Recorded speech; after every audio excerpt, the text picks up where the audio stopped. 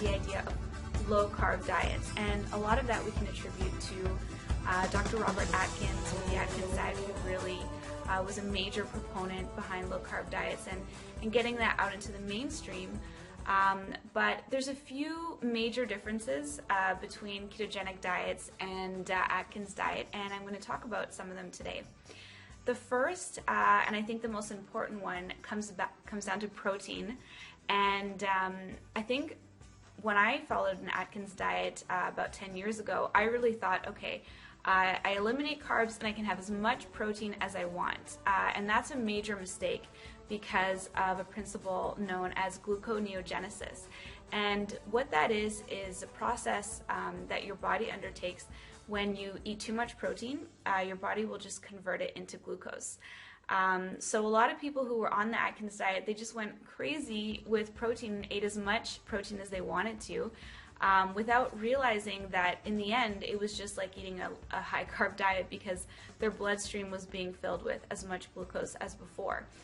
So the main difference, I think, with ketogenic diets is really you have to moderate your protein intake, and it's going to be different levels for everyone. Everyone's going to have a different level, but you can only find that out really through testing.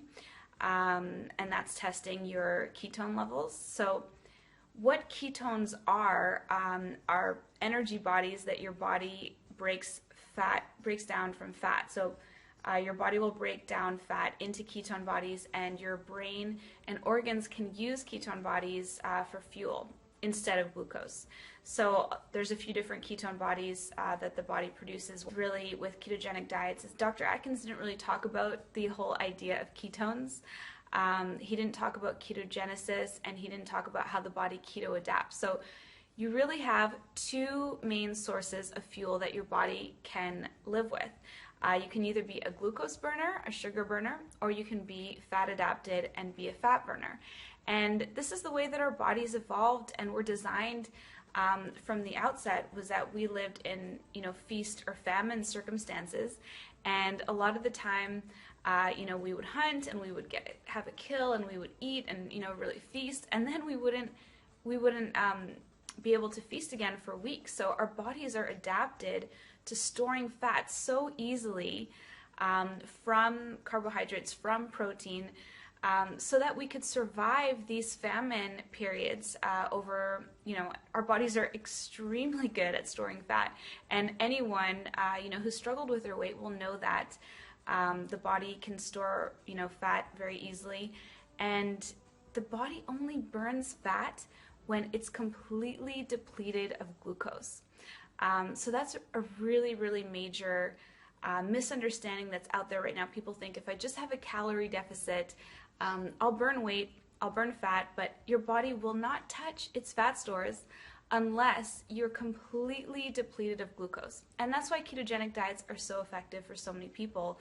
And a lot of the time they don't even include exercise.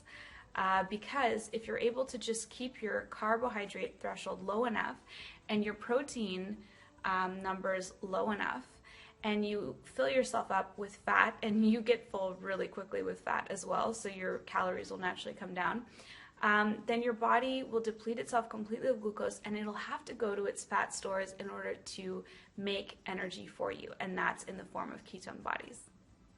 So that's really, I think, the main differences between the Atkins diet and ketogenic diet.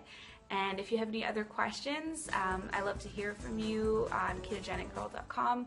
I have an ebook, a free ebook on the website.